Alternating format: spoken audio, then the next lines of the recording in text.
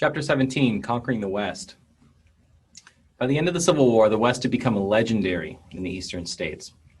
No longer the great American desert, it was now the frontier in American minds, an empty land awaiting settlement and civilization, a place of wealth, opportunity, purity, and unadulterated individualism. In reality, the West bore little resemblance to its image in the popular consciousness. It was populated by Indians, Mexicans, French, British Canadians, Asians. It was diverse in climate and culture, and often unforgiving. The American West was the land of many lands. It possessed the most arid regions and some of the wettest and lushest areas of the country, the flattest plains and the highest mountains. And for a nation eager to stretch its legs, it was ripe for conquest. Before the arrival of whites, Indian tribes comprised the largest and most important Western population. Some were Indians relocated from the east, but most were members of indigenous tribes who'd always been there. More than 300,000 Indians lived on the Pacific coast before the arrival of the Spanish settlers. The Pueblos of the Southwest had lived permanently as farmers. But the most widespread Indian groups in the West were the Plains Indians. Made up of many different tribal and language groups, they followed bison migrations, or buffalo, using the animal for food, clothing, and other supplies.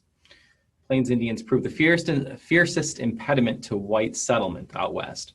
But even powerful cross-tribal alliances against white invasion could not protect against ecological and economic decline. When the United States acquired the far west, it acquired pockets of Spanish-speaking Old Mexico. In the aftermath of the Mexican-American War, attempts at establishing a territorial government in New Mexico that excluded the much larger Mexican and Indian populations prompted rebellion in 1847, resulting in the murder of a number of high-profile white American officials. New Mexico remained under U.S. military control for 3 years, until 1850, when the U.S. Army finally broke the power of the Navajo, the Apache, and other tribes. Substantial Hispanic migration to the region coincided with the recession of those tribes and reached as far north as Colorado. Only the rail, now transcontinental, brought whites out west here in significant numbers, as the rail was now capable of annihilating time and space itself by rapidly bringing industry, mining, new forms of agriculture, and ranching to western regions, while providing work for many of these Mexicans who'd moved north. In California, an existing secular Mexican aristocracy, itself a product of earlier Catholic missionary work, was pushed aside by the flood of white prospectors propelled by the infamous gold rush. 1849, the 49ers. Many of those Mexican Californios lost their land during that land boom, either through bad business deals or outright seizure. Mexicans and Mexican Americans became part of the lower end of that state's working class, clustered in barrios in Los Angeles and elsewhere, or laboring as migrant farm workers. Even Hispanic landowners found themselves unable to raise livestock as they once had out west, as communal grazing lands fell under the control of Anglo ranchers. A similar pattern occurred in Texas after it joined the United States. Pockets of resistance to growing Anglo power had little long-term impact. As in California, Mexicans in southern Texas became increasingly impoverished working-class people. At the same time that many ambitious or impoverished Europeans were crossing the Atlantic in search of opportunities in the New World, many Chinese were crossing the Pacific in hopes of a better life for themselves. Not all came to the United States. Many Chinese, some as coolies, or poorly treated indentured servants, moved to Hawaii, Australia, Latin America, South America, and the Caribbean. Few arrived in the American West before the gold rush, but the trickle turned into a torrent after 1848. By 1880, just over 30 years later, more than 200,000 Chinese had settled in the United States, mostly as free laborers and mostly in California. For a time, white Americans welcomed the Chinese as conscientious, hardworking people. Soon, though, opinion turned hostile as the Chinese became worthy rivals in mining operations. By 1852, the California state legislature was trying to exclude the Chinese from mining by enacting a foreign miners tax. The effect of discriminatory laws, the hostility of white miners, and the declining profitability of the surface mines once they'd been played out drove the Chinese from mining alongside the whites. Many thousands then found work on the transcontinental rail alongside Mexicans, comprising 90% of the labor force of the Central Pacific Rail line. Those men lost their jobs in 1869 when the railroad was completed, and then some moved into agricultural work. But many more flocked to cities, specifically San Francisco. Much of the community life there and other Chinatowns across the West revolved around something called benevolent societies, and they were organizations led by prominent merchants that functioned much like local government for the community.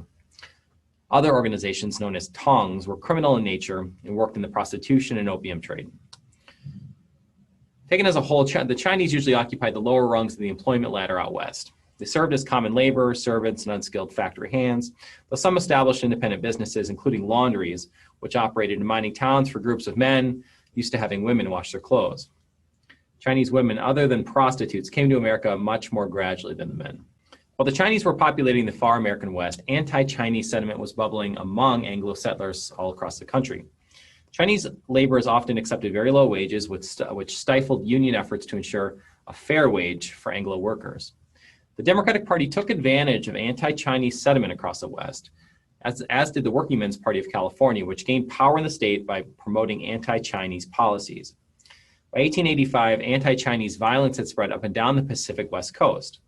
In 1882, Congress responded to political pressure and the growing violence of the West by passing the Chinese Exclusion Act, which banned Chinese immigration to the United States for 10 years and then barred Chinese already in the United States from becoming citizens. Congress renewed the law 10 years later and then made it permanent in 1902, shrinking the population of Chinese considerably in the decades that followed. Congress, of course, said this was to keep people safe, but the violence had certainly forced their hand. The scale of post-Civil War migrations to the American West dwarfed everything that had preceded it. Where settlers had come in the thousands, they now came in the millions. Most settlers were established Anglo families from the East, but over 2 million Europeans settled in the West directly from Europe between 1870 and 1900.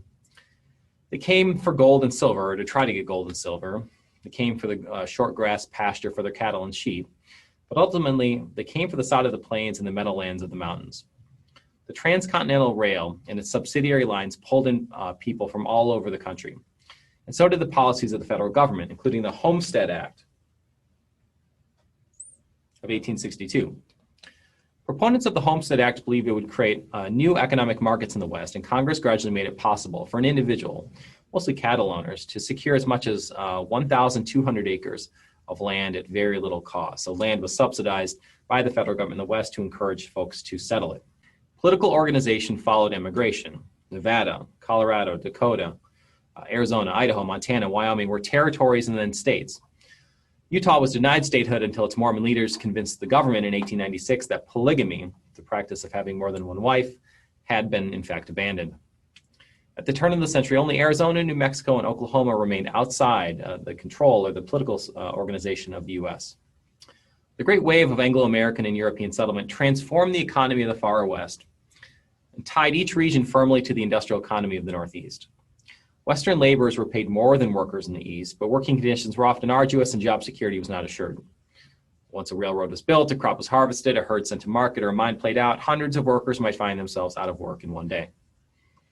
Labor was highly multiracial out in the West. English-speaking whites had to work alongside African Americans and immigrants from Southern and Eastern Europe, as they did in the East. However, whites also worked alongside Chinese, Filipinos, Mexicans, and Indians out West. But the workforce was still highly stratified. Whites typically served as management or skilled labor, and while non-whites filled the other roles. Three major industries dominated labor in the West.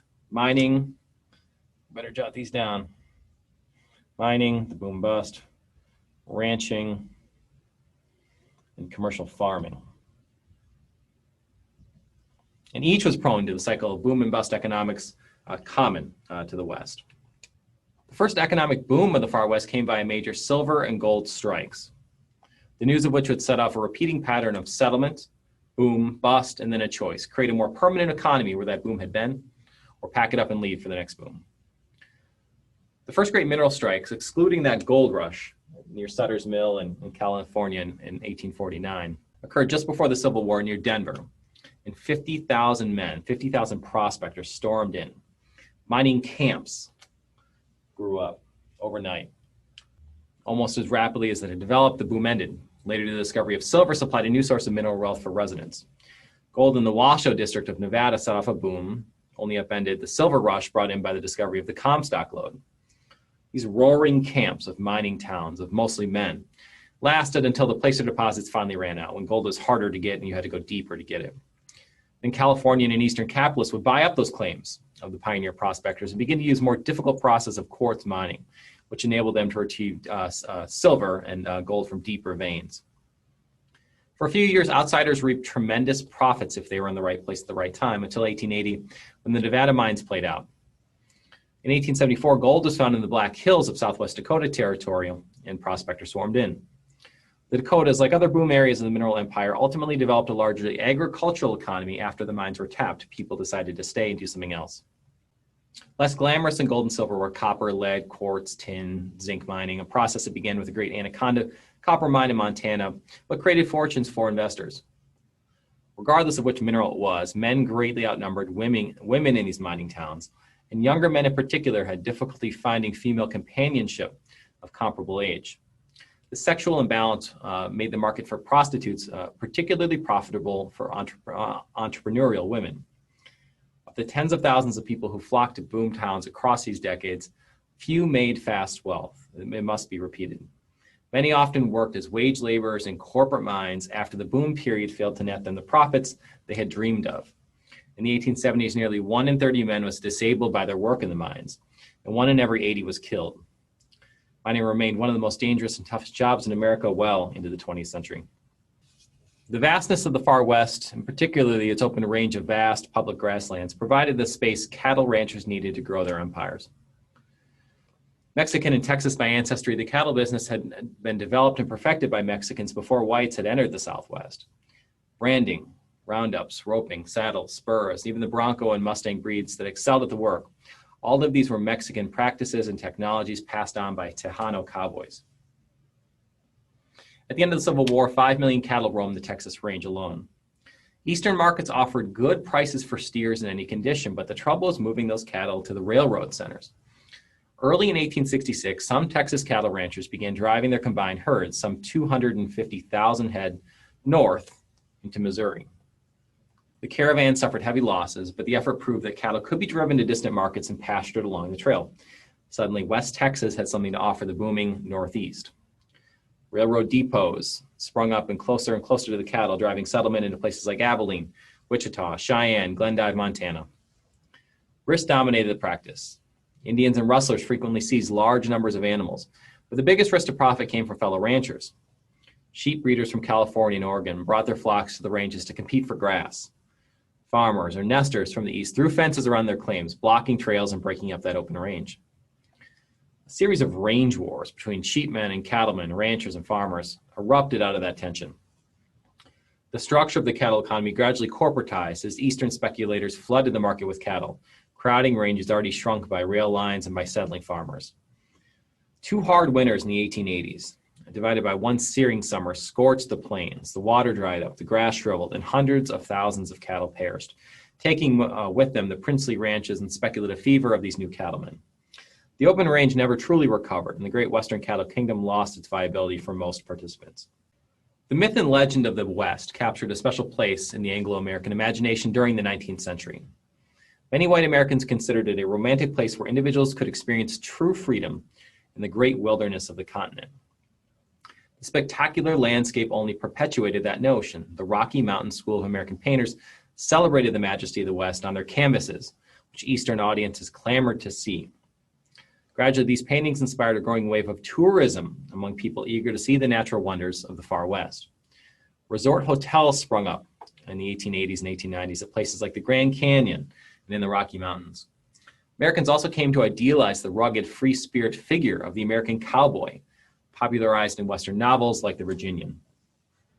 His courage and decency of the cowboy, his freedom from social constraints, his affinity with nature, and even his propensity for the use of violence made him a powerful symbol of the supposed virtues of the American frontier. Novels and stories of the West soon flooded popular writing for all audiences, and traveling Wild West shows like Buffalo Bill Cody's romanticized the life of the cowboy through reenactments of Indian battles with hired Indians and displays of horsemanship and riflery, mostly by Annie Oakley. Buffalo Bill Cody. Buffalo Bill, former Pony Express rider and Indian fighter, confirmed the popular image of the West as a place of romance and glamour for generations of Americans. These people romanticized the West because it was closing. Americans considered the West a final frontier of exploration. Since the earliest moments of European settlement in America, the image of uncharted territory had always comforted and inspired those who dreamed of starting life anew. Mark Twain gave voice to that vision in his novels and his memoirs. He created characters who repudiated the constraints of organized society and attempted to escape it. The West was, for many, the last refuge from the constraints of civilization. The clearest and most influential statement of the romantic vision of the frontier came from the historian Frederick Jackson Turner in his Frontier Thesis, the Turner Thesis. He delivered this at the 1893 World's Fair in Chicago, the Columbian Exposition, celebrating the 400-year anniversary of Columbus's arrival in the New World. This is a paper. In his paper, he claimed that the experience of Western expansion had stimulated individualism, nationalism, and democracy. It had kept opportunities for prosperity alive, and it had made America exceptional. He suggested the closing of that frontier marked the most significant event in American history and signaled a new era would soon begin for the nation. In accepting the idea of the end of the frontier, Americans were acknowledging the end of a cherished myth. As long as it had been possible to imagine the West as a vast and desolate place, which it really had not been for some time, it was possible still to believe that individuals and the nation as a whole could remake or even redeem itself. Having imagined the West as a virgin land awaiting civilization by whites, Americans tried to force the region to match their image of it. That meant, above all, ensuring that Indian tribes would not remain obstacles to the spread of white society. By 1850, the idea of establishing one great Indian nation gave way to a policy of concentration. The government assigned all tribes their own defined reservations, confirmed by individual treaties with the tribes. The new arrangement would have many benefits for whites. It made tribes easier to control, for one. In 1867, Congress established the Indian Peace Commission, designed to create a new and permanent solution to the so-called Indian problem. The commission recommended that the government move all the Plains tribes into two reservations, one in Indian Territory, Oklahoma, and the other in the Dakotas. Problems implementing the policy were exacerbated by the relentless bison slaughter by whites, which deeply upset the balance of everyday life for Plains Indians. What had happened was, after the Civil War, professional and amateur hunters swarmed the plains, gunning down the animals simply for their trophy hides. It became a great sport to try to shoot a buffalo from either on horseback or from a train itself. In 1865, more than 15 million buffalo roamed the plains. 10 years later, in 1875, only a few thousand of the great beasts survived. They were almost wiped out. The near extinction of the American buffalo, or bison, destroyed the last vestige of cultural normacy for many Native Americans who relied entirely on the bison for their entire existence. The federal government and state militias had been fighting in the Western Indian Wars since the early 1850s, as Indians began to push back against the growing threats to their civilizations. The terror of the plains, the Comanche Indians, continually attacked wagon trains, stagecoaches, isolated ranches. They stole horses, often in retaliation. As the U.S. Army became more involved in the fighting, conflicts often escalated. In Minnesota, Colorado, and Wyoming, Indians fought to reclaim land lost to white settlement, including mining camps, farms, and military outposts. In the so-called Sioux Uprising, starving and cornered Dakota people went to war in Minnesota for their own survival. The Sand Creek Massacre stands out as an especially egregious example of frontier bloodshed.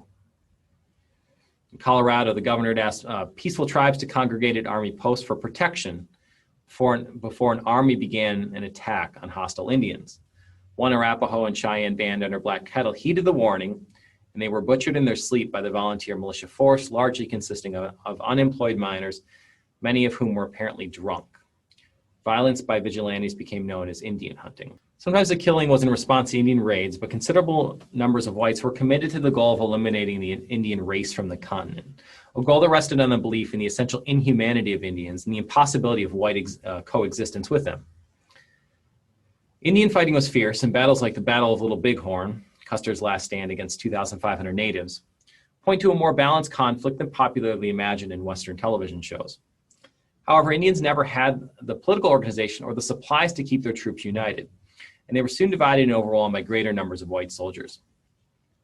Vestiges of organized resistance continued until 1886 when Geronimo, himself the successor to Cochise, and his band of warriors, all but extinct, surrendered to 10,000 white pursuers. Disillusioned, a Paiute Indian inspired a fervent spiritual movement in response to that event. It began in Nevada and spread quickly into the plains. Emphasizing the imminent coming of a Messiah, the new revival's most conspicuous feature was a mass emotional ghost dance, which inspired ecstatic mystical visions, including the images of the retreat of white people from the plains and a restoration of the great buffalo herd. So at their most desperate hour, something caught on with the native tribes. I put it as a technology. Obviously, it did not work, but the belief was if they committed to a new set of shared goals and religious practices, whites would retreat and the buffalo would come back. White agents on the Sioux Reservation, bewildered by and fearful of these ghost dances, warned the army that this might be a prelude to war. In the last days of 1890, Custer's 7th Cavalry tried to round up a group of 350 cold and hungry Sioux at Wounded Knee, South Dakota. Fighting broke out and 40 troops and 200 Indians, among them women and children, were killed. It is entirely possible that an Indian may have fired the first shot, but the army used their new machine guns on the Indians and mowed them all down in the snow. And that began as a result of sort of a religious ceremony. Even before Wounded Knee, the federal government worked to break up the tribal structure of American Indian culture, so-called Long Walk. That's an event.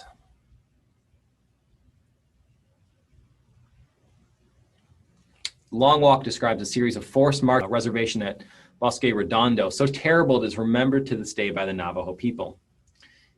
As Indian populations dwindled, and as Indians began to pose less of a threat to Western settlement, federal policy began to encourage assimilation and the survival of the, quote, vanishing race. The Dawes General Allotment Act provided for the gradual elimination of the most communal land ownership, instead allocating individual tracts for men and their families, ideally to make them self-sufficient farmers. Adult landowners were provided full citizenship but did not gain full title to their land for 25 years. In applying that federal Dawes Act, the Bureau of Indian Affairs relentlessly promoted the idea of assimilation that lay behind it. They took many Indian children away from their families and began sending them to boarding schools run by whites. They moved to stop Indian religious rituals, things like the ghost dance, and encourage the spread of Christianity and the creation of Christian churches on or near Indian reservations. They sought to subdue the last free Plains Indians and crush Comanche resistance during the Red River War. Few Indians were prepared for these wrenching changes across these decades. Regardless, white corruption in the Bureau forced the government to abandon this project. Much of the reservation land was never distributed to individual owners. Notably, the Navajo with the Long Walk were actually awarded their land back because they were put into something akin to concentration camps, and the federal government authorized them to return to their homelands. The arrival of miners, empire building by cattle ranchers, and the subjugation and dispersal of Indian tribes all served as prelude to the decisive phase of white settlement of the far west. Farmers had begun to move west even before the Civil War, but in the 1870s, aided by an emerging system of rail travel, farmers began to pour onto the plains and enclose the land that had been hunting territory for Indians and open range for cattle. Railroads depressed their prices and sold much of their unused land to settlers in an effort to promote the West and to get more people to ride on the rails. Coupled with an incredible string of above-average years of rainfall in the early 1870s, white Americans rejected the old notion of the Great American Desert. It was thought unfit for farming for the longest time. And they moved west in staggering numbers. And here's our sequence here, right? Mining begets ranching, begot farming. Farming on the plains presented unique challenges. The absence of materials for fencing was solved with the invention of barbed wire, but the problem of water scarcity was more daunting. In 1887, a series of dry seasons began, and that land that had been fertile now returned to semi-aridity. Some farmers drew deep wells pumped by steel windmills and by turning to dryland farming, or by planting drought-resistant crops. However, the bizarre belief that the rain would follow the plow captured the spirit of the era and never panned out. In many areas, the drought brought on serious debt, and thousands of farmers were forced to uproot in an unprecedented migration back east. By the late 19th century, the commercial farmer replaced the myth of the sturdy yeoman independent farmer. He did so by bringing to the agricultural economy what industrialists were doing to the manufacturing economy. Farm output was increasing dramatically across the globe, and overproduction only accelerated the distress of America's 6 million farmers. Commercial farmers were not self-sufficient. They often focused on cash crops that could be sold in faraway markets. This kind of farming, when properly handled, makes considerable money. It also makes you dependent on bankers, on interest rates, on railroad freight rates, and on international markets.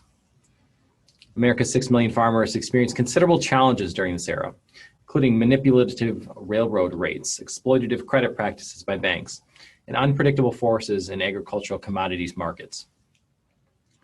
America's farmers, more isolated from their countrymen than ever, and increasingly prone to seeing their own children leave for America's burgeoning cities, experienced unprecedented discouragement of an epidemic scale at the end of the 19th century. They experienced a vague hopelessness that would later transform itself into one of the nation's greatest political movements, the previously mentioned populist movement. Writers sometimes captured the spirit of the times, and they often contrasted these modern farmers to the rugged cowboys of legend. The Agrarian Frontier, once a golden West, the land of wealth and freedom and happiness, had begun to fade in the popular consciousness. The trials of rural life were crushing the human spirit for many out West. Once sturdy yeoman independent farmers had understood themselves as the backbone of American life. They now fell before the rising urban industrial society drawing itself up from the dirt out east. So this is the reality of the dream, a shanty on a barren plain, hot and lone as a desert.